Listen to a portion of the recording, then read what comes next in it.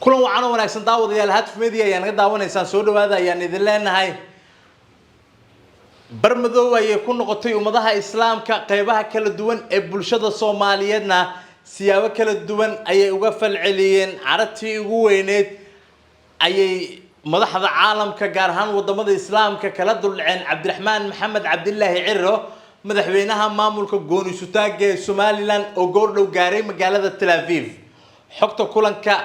Cabdiraxmaan Ciro iyo xubno kamid ah golihiisa wasiirada ayaan ku soo gudbin doonaa Tel Aviv ku gaareen maxaa ka jira in Qudus dhulka barakeysan ay ka furan doonto ama ay ka furan doonaan safaarad maamulka gooni sutaaga ee Somaliland safarka Ciro maxay ka yiraahdeen xubnaha dawladda federaalka ee Soomaaliya waa ku soo gudbin doonaa qodobada kale ee aad daawan doontaan waxa qayb ka noqonaya hogaamiyaha maamulka koonfur galbeed Soomaaliya Shaqaadan Maxamed Nuur Madoobe ayaa wada kulamadii ugu dambeeyay oo ku soo magacaabay xubno kamid ah golihiisa wasiirada maxaa ka jira in xubnaha golaha wasiirada maamulka koonfur galbeed Soomaaliya oo soo magacaabay Shaqaadan Maxamed Nuur Madoobe ay kamid noqon doonaan xubno siyaasiyiin ah xilal kala duwan ka soo qabtay dawladihii dalka soo maray sidoo kalena koonfur galbeed ka soo jeeda madaba in Cabdilcasiis Jawaari oo la tartamay Shaqaadan Maxamed Nuur Madoobe xilligan loo diyaarinayo inuu kamid noqdo xubnaha golaha wasiirada xukuumadda ra'iisul wasaare Xamse Cabdi Barre muxuu ku sariftay tartankii uu la galay Shaqaadan Maxamed Nuur Madoobe ayaa ku soo bandhigi doona sidoo kale qodobada kale ee daawan doontaan waxa qayb ka noqonaya Shariif Sheekh Axmed ayaa si carar leh uga hadlay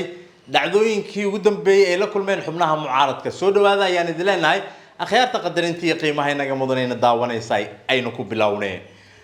Tel Aviv goordhow waxa gaaray madaxweynaha maamulka gooni sutaaga ee Somaliland Cabdiraxmaan Maxamed Cabdillaahi Ciro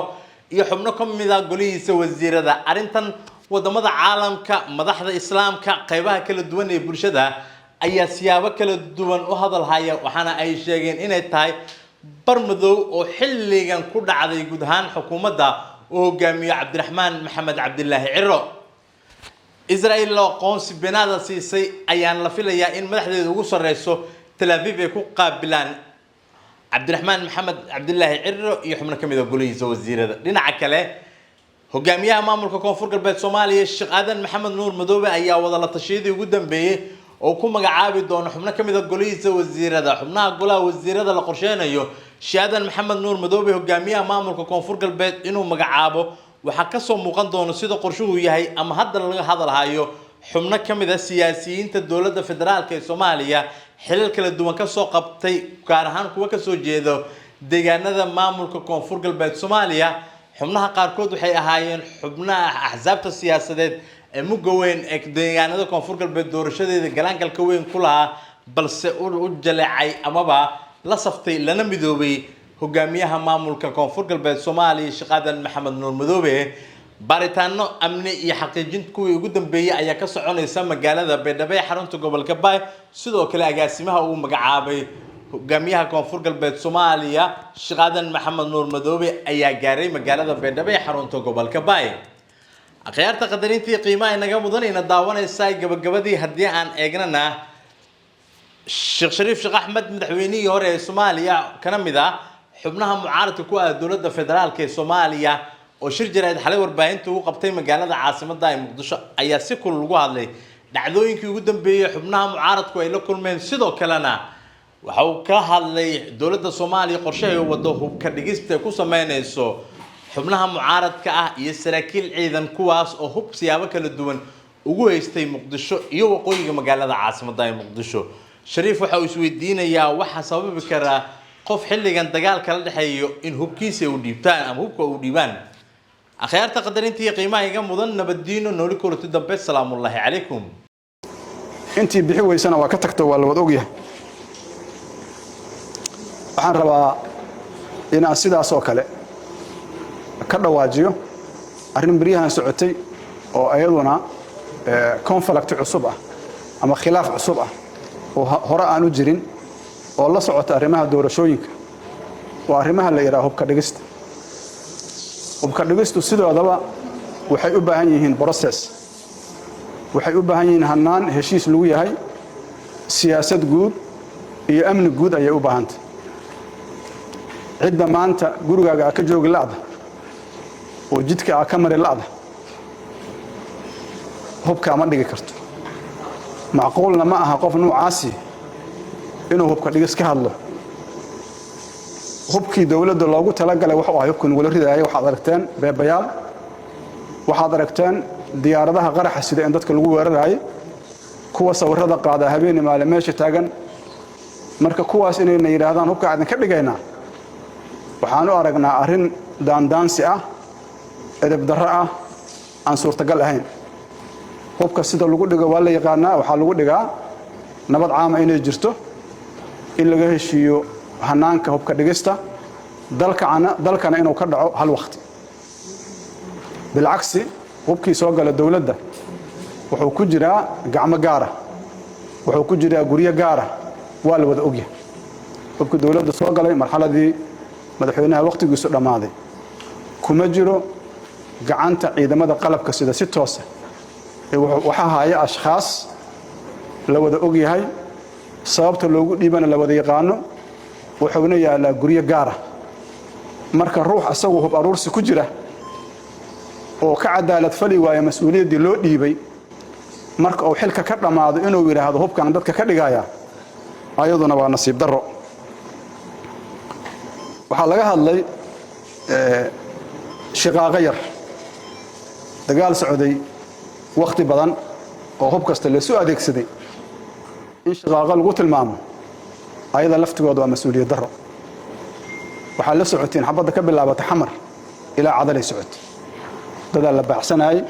dadaal la daba ordaay xabada socotay 24 saac in ka badan waa socotay marka shaqaaqa maxaa loo yaqaanaa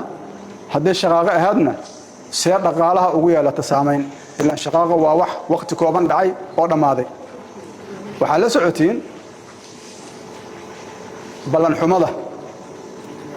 iyo dadnimo xumada iyo damiir xumada jooga akhyaara noo timiday waxay naga codsadeen xabada in la joojiyo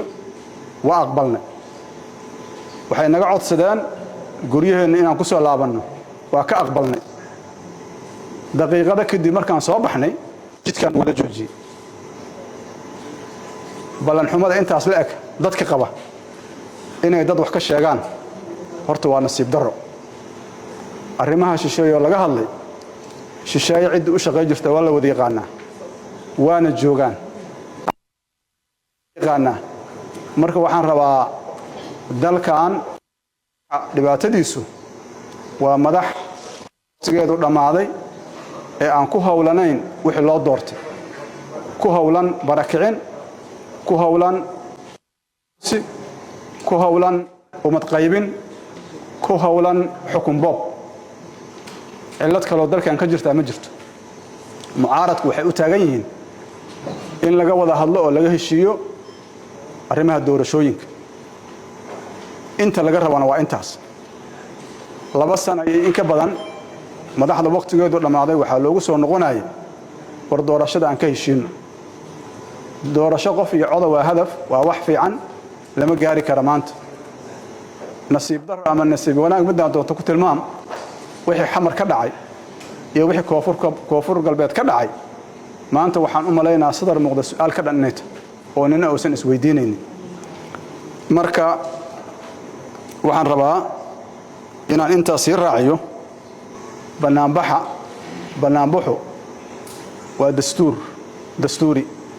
dastuurka qaba waxa shardi ah kaliya inuu yahay banaanbax nabadeed banaanbaxa anaga aan hogaaminaynay rabna inaan sameeyno lamaba gaarine banaanbax nabadeed oo ahay waxaadna ku ogaanaysaa xisbiga daafurkiisii iyo isu diyaarintii annagoo ku jirnaa nala soo weeraray haddaan annaga ka shaqaynayno dhib iyo dhibaato ciidamo badan oo noo soo gurma karaa nugu dhawaay